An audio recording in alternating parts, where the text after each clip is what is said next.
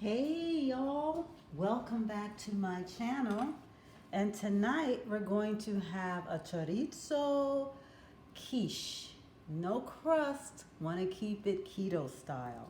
So what's in it? I have some poblanos here, which I've already roasted in the oven for on the 500-degree mark in the oven, so that you can go ahead and take off the skin of your poblanos. Once I do that, I'm going to then de-seed it and cut off my stem here, like so. And you see the seeds in there. So we're gonna get rid of the seeds. That's the first part of what we're gonna do. Inside of this quiche, besides the poblanos, we're going to also have diced green chilies, of course chorizo, eggs, cheese, and heavy whipping cream, salt and pepper. Pretty easy recipe, which is good for me because I need to have it easy on tonight. I'll be back once I chop up my poblanos and I'll show you how the rest of the recipe goes. Talk to you soon. So, if you love chorizo like we do in my family, you're going to absolutely love this recipe. I'm making actually 2 crustless chorizo quiche tonight. So I actually have in about 1.5 pounds of 1 roll of pork chorizo and 1 roll of beef chorizo. I just decided to mix it because I was curious on how it would turn out. So I'm going to go ahead and cook this chorizo until it's crumbly and well cooked. And once that's done, I'll come back and go ahead with the rest of our delicious quiche. Keto style, of course, so there will be no crust. But y'all, there's so much flavor in chorizo that you're not gonna even miss it. So I forgot to tell you one other thing. When I went ahead and blistered my poblanos, after I did that, I put them in a paper bag for about 10 minutes so it would be really easy to take the skin off. If anybody's ever tried to skin poblanos, you know it can sometimes be a little tricky. So we'll be back when my chorizo is cooked and we'll continue on. All right, see you in a minute. So one other thing I needed to tell you is that the oven has been preheated to 350 degrees. As you can see, I have drained off all of the fat from my chorizo really well. I'm going to go ahead and turn it off. The next thing that we're going to do is to beat, well, the recipe honestly calls for 5 eggs, and my eggs were small, so I actually decided to use 6 eggs, as you can see here. And it calls for 1.5 cups of heavy whipping cream, which I will go ahead and whip up with the eggs. Sorry, I'm walking around, but I had to go get my egg beater. So this is 12 ounces or 1.5 cups of heavy whipping cream. And then we're going to season with salt and pepper. Yeah, like anything, just go to your taste, you guys, because literally some people like their food seasoned really well and others not so much. I will say though that chorizo meat is very well seasoned, so you may not need as much salt and pepper as you normally would in another recipe.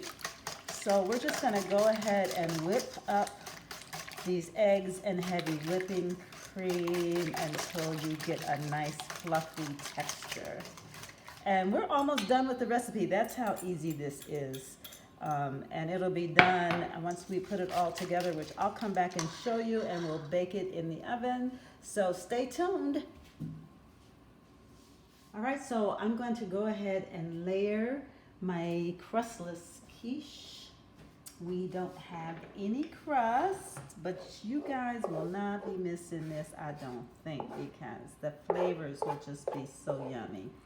So I'm going to go ahead and put in about about a half a pound, 8 ounces of chorizo in the bottom of my pie crust. And we're gonna be layering that with, I had the poblanos, which I've already de-seeded and took the skin off. So that was 2 poblanos that we're putting in here. And then I have 1/3 of a cup or a little bit more of green onion. I'm gonna put that in there. I tweaked this recipe a little bit. It did not call for diced green chilies, but I decided I wanted some mild diced green chilies. So I'm gonna put that in there. And then I'm gonna add in I have a cup of Mexican shredded cheese. It calls for cheddar, but I just decided to go Mexican with the cheeses. And and this is 1 cup of pepper jack cheese and 1 cup of the Mexican cheese, okay? And I'm holding my cilantro, which I'm gonna put like a 1/4 cup of the cilantro. So we're just layering this nicely. So that's gonna be so, so yummy. And then the cilantro, which is going to be a 1/4 cup of cilantro, give or take. And then the last thing is going to be the eggs that we whipped up. So you just pour it over the layers of everything that you just put in your pan. When I put this in the oven, I actually foil lined a cookie sheet. So in case it decides to bubble over, I won't have too much of a mess like I sort of have right now. Deep dish pie pan is better, okay? So I'll be back once we put this in the oven. I'm going to foil tint my quiche loosely and bake it for an hour. All right, I'll show you when we're all done. All right, everybody. So I have baked my quiche for about an hour and 10 minutes. It looks absolutely delicious. We're gonna have this dished up after I let it sit for a while, let it set, and I will come back and show you once I've plated it.